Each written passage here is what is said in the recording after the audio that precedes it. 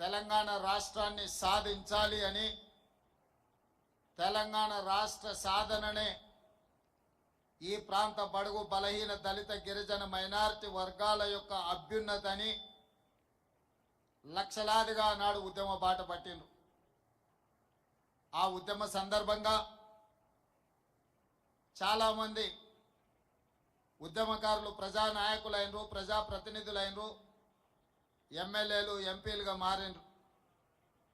వాళ్ళందరూ రాజకీయ ప్రయోజనం పొందితే ఒకే ఒక్కడు కొండా లక్ష్మణ్ బాపూజీ గారు ఉన్న శాసనసభ సభ్యత్వమే కాదు, మంత్రి పదవికి కూడా రాజీనామా చేసి మళ్ళీ ఏదైనా బాధ్యత చేపట్టాలి అంటే ప్రత్యేక తెలంగాణ రాష్ట్రంలోనే చేపడతాని పదవి త్యాగం చేసి వారు బ్రతికున్నంత కాలం ఏ పదవిని తీసుకోకుండా త్యాగానికి మారు పేరుగా ఈ దేశంలోనే కొండా లక్ష్మణ్ బాపూజీ గారు ఆదర్శంగా నిలబడ్డారు. జలదృశ్యంలో మళ్ళీ తెలంగాణ ఉద్యమం ఆ నాయకుల పేర్లు ప్రస్తావించదలుచుకోలేదు, కానీ తెలంగాణ ఉద్యమం చెయ్యాలి అని రాజకీయ పార్టీని పెడితే వాళ్ళు కానీ వాళ్ళకి కావాల్సిన వాళ్ళు కానీ వాళ్ళ బంధువులు కానీ ఎవరు నిల్వ నీడ కూడా ఇవ్వలేదు. కానీ త్యాగానికి మారు పేరైన కొండా లక్ష్మణ్ బాపూజీ గారు ఆహ్వానించి నక్లెస్ రోడ్డు మీద సచివాలయం ఎదురుగా జలదృశ్యాన్ని దశాబ్దాలుగా వారు నివసిస్తున్న సొంత ఇంట్లోనే సాదరంగా ఆహ్వానించి ఆ రాజకీయ పార్టీకి పురుడు పోచింది కొండా లక్ష్మణ్ బాపూజీ గారు అని చెప్పి నేను సందర్భంగా తెలియజేస్తున్నా. వారు వీరికి నీడనిచ్చిండ్రని ఆనాడు వారికి నిలువ నీడ లేకుండా ఆనాటి ప్రభుత్వాలు చేసినా కొండా లక్ష్మణ్ బాపూజీ గారు భయపడలేదు. నేనున్నదే ఈ ప్రజల కోసం, నా త్యాగాన్ని ప్రజలు గుర్తు పెట్టుకుంటారు, ఈ ప్రజల కోసం సర్వం త్యాగం చేస్తా అని ముందు వరుసన నిలబడ్డది కొండా లక్ష్మణ్ బాపూజీ గారు. కానీ దురదృష్టం, వారు మరణించినప్పుడు వారు చేసిన త్యాగాల పునాదుల మీద రాజకీయ వ్యవస్థను ఏర్పాటు చేసుకున్న నాయకులు చివరి చూపు చూడడానికి కూడా వారి దగ్గరికి రాలేదు, నివాళులు అర్పించలేదు. అంటే ఈ పద్మశాలి జాతి మీద, కొండా లక్ష్మణ్ బాపూజీ గారి మీద వారికి ఉన్న ఆలోచన, వారు ఏ రకంగా మన పట్ల వ్యవహరించారో మా పద్మశాలి సోదరులకు నేను గుర్తు చేయదలుచుకున్నా. అదేవిధంగా ఈనాడు ఈ వేదిక మీద నుంచి తెలంగాణ ఉద్యమకారులకు, మా పద్మశాలి సోదరులకు నేను గుర్తు చేయదలుచుకున్నా. మళ్ళీ తెలంగాణ ఉద్యమంలో తెలంగాణ రాష్ట్ర సాధననే సమస్యకు పరిష్కారమని ఆలే నరేంద్ర గారు అంటే చాలా మంది గుర్తుపడతారో లేదో నాకు తెలియదు, కానీ టైగర్ నరేంద్ర అంటే తెలియని వాడు లేడు గల్లీ నుంచి ఢిల్లీ వరకు.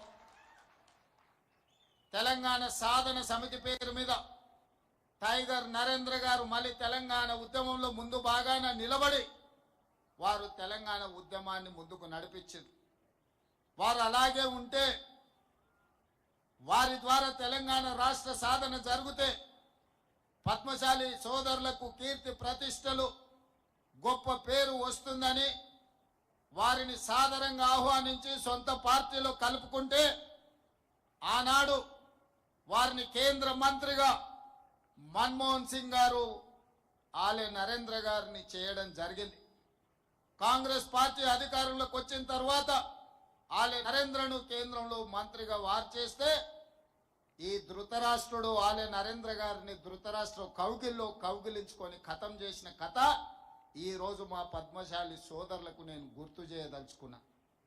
నరేంద్ర గారి పోరాటం, నరేంద్ర గారి త్యాగం లేకుండా మళ్ళీ తెలంగాణ ఉద్యమం ముందుకు జరగలేదన్నది నిజం కాదా? ఈరోజు తెలంగాణ ఉద్యమంలో, తెలంగాణ సాధనలో, తెలంగాణ పునర్నిర్మాణంలో మా పద్మశాలి సోదరుల పాత్ర ఎంతయ్యా అంటే, జోలె పట్టుకొని సిరిసిల్లకు వస్తే జోలులో ఓట్లు నోట్లేసింది మా పద్మశాలి సోదరులు గారా? ఈ రోజు అధికారాన్ని వెలుగబెడుతున్న వ్యక్తులకు, కుటుంబాలకు ఈ రోజు రాజకీయ నిలువ నీడనిచ్చింది సిరిసిల్లలో మా పద్మశాలి సోదరులు కాదా అని చెప్పి నేను ఈ సందర్భంగా గుర్తు చేయదలుచుకున్నా.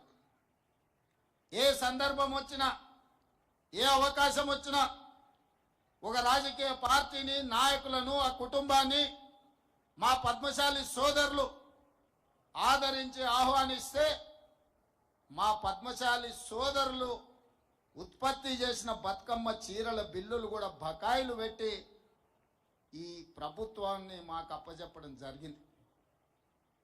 ఈరోజు సోదరిమణి గుండు సుధారాణి గారు రాజ్యసభ ఈనాడు నేను ఓటేసిన, ఈనాడు వారు మేయర్గా కొనసాగించడానికి సోదరిమణి వచ్చి నన్ను కలిస్తే ఉండాలి సోదరిమణి, మా పద్మశాలి సోదరిమణి ఉండాలి అనుకున్నాం. ఈరోజు నేను గుర్తు చేయదలుచుకున్న రాపోలు ఆనంద భాస్కర్ కాంగ్రెస్ పార్టీ ఆఫీసులో దాదాపుగా 35 సంవత్సరాలు నిస్వార్థంగా సేవలు అందించిన రాపోలు ఆనంద భాస్కర్ ని సోనియా గాంధీ గారు రాజ్యసభకు ఒక్క రూపాయి కూడా ఖర్చు లేకుండా పద్మశాలి సోదరుడు రాపోలు ఆనంద భాస్కర్ ని రాజ్యసభకు సోనియా గాంధీ గారు పంపించలేదా? ఈ రోజు ఈ వేదిక మీద ఉన్న మా మిత్రుడు అనిల్ ని విప్గా నియమించింది శ్రీమతి సోనియా గాంధీ గారు, కాంగ్రెస్ పార్టీ అన్న సంగతి కూడా మా మిత్రులకు నేను గుర్తు చేయదలుచుకున్నా. ఇదే కాదు, ఈనాడు నాకు అవకాశం వస్తే నా మిత్రుడైన ఎరావత్రి అనిల్ ని Telangana mineral development corporation chairman గా నియమించి అత్యంత కీలకమైన గనుల శాఖను నిర్వహించే బాధ్యతను ఈ రోజు మిత్రుడికి ఇవ్వడం జరిగింది.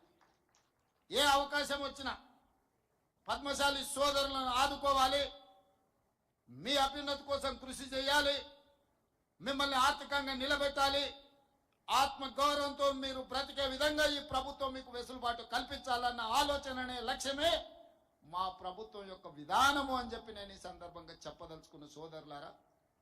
ప్రత్యేక రాష్ట్రం ఏర్పడిన తర్వాత Indian institute of handloom technology మన రాష్ట్రానికి లేదు. 10 సంవత్సరాల నాటి ప్రభుత్వం ఆ ప్రయత్నం చేయలే.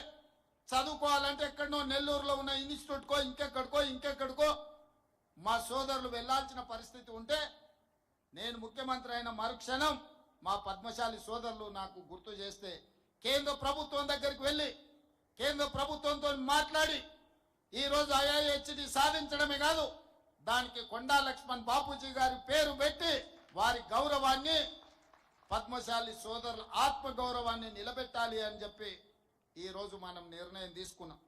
ఇంతకుముందు మిత్రుడు మురళి గారు అడిగినారు, ఆసిఫాబాద్ మెడికల్ కాలేజీలో కొండా లక్ష్మణ్ బాపూజీ గారి పేరు పెట్టాలి అని.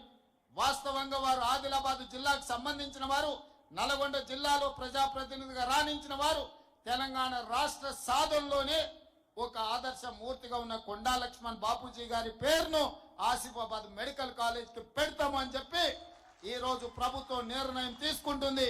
ఈ నిర్ణయాన్ని మా పెద్దలు తుమ్మల నాగేశ్వరరావు గారు ప్రభుత్వంలో ఆదేశాలు ఇచ్చే వరకు ఆ బాధ్యతను వారిని తీసుకోమని చెప్పి నేను ఈ వేదిక మీద నుంచి వారికి సూచన చేస్తున్నా.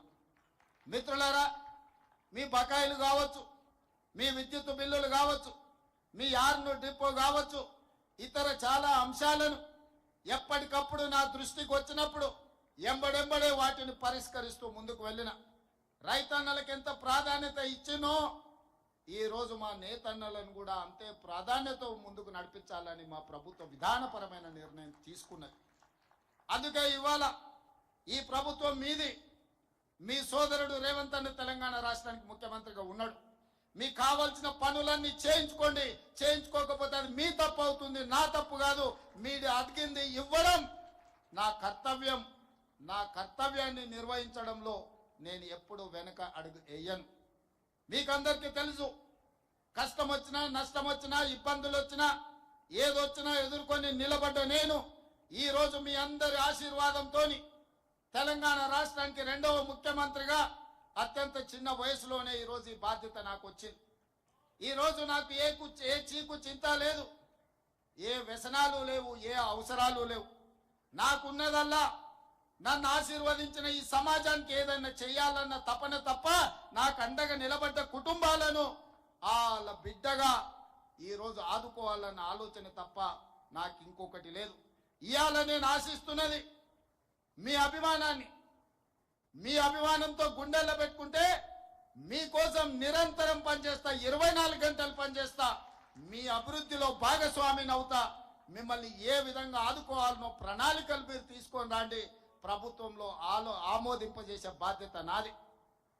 బతుకమ్మ చీరలు నేను ఎక్కువ విమర్శించదలుచుకోలేదు, కానీ ఇచ్చిన చీరలు తీసుకొచ్చి పొలాల గట్లల్లో పిట్టలను బెదరగొట్టడానికి కట్టడం తప్ప మా ఆడబిడ్డలు కట్టుకునే సందర్భం ఎక్కడన్నా ఉందా? కానీ మా నేతన్నల వృత్తి దెబ్బతింటుంది. వాళ్ళకు అంతకుముందు ప్రభుత్వం ఆర్డర్లు ఇచ్చింది, ఈ ప్రభుత్వం వచ్చింది అని ఆపితే అప్రతిష్ట పాలవుతామని చెప్పి మా ప్రిన్సిపల్ సెక్రటరీ గారు, మా ఎరావత్ అనిల్ గారు, అదేవిధంగా మా తుమ్మల నాగేశ్వరరావు గారు నా దృష్టికి వచ్చారు. నేను ఆలోచన చేసిన, నిజంగానే కుల వృత్తులను చేతి వృత్తులను అంతరించి పోనీయొద్దు, వాటిని కాపాడాలంటే ఏం చేయాలని ఆలోచన చేసి ఈ తెలంగాణ రాష్ట్రంలో 65 లక్షల మంది ఆడబిడ్డలు స్వయం సహాయక సంఘాలలో సభ్యులుగా ఉన్నారు. ఆడబిడ్డలకు ప్రత్యేకంగా చీర సారా పెట్టే సాంప్రదాయంలో ఒక్కొక్కరికి 2 మంచి చీరల్ని ఇద్దాం. తుమ్మలన్న 1,30,00,000 చీరలు మా పద్మశాలి సోదరులకు ఆర్డర్ ఇవ్వండి. ఖర్చు ఎంతైనా పర్వాలేదు, ఖర్చుకు వెనకాడకండి. ఆనాడు బతుకమ్మ చీరలకు 250 రూపాయలు ఖర్చు పెడితే నాకు తెలిసి ఈరోజు 500 నుంచి 600 రూపాయల ఆ చీర మీద పెట్టుబడి పెట్టి ఈరోజు మనం 600 కోట్ల రూపాయల ఆర్డర్స్ ఈరోజు పద్మశాలి సోదరులకు ఇవ్వడం జరిగింది. కరెంటు బిల్లులు, బతుకమ్మ చీరల బకాయిలు, వేములవాడలో యాన్ డిపో, అదేవిధంగా మీకు సంబంధించిన బకాయిలను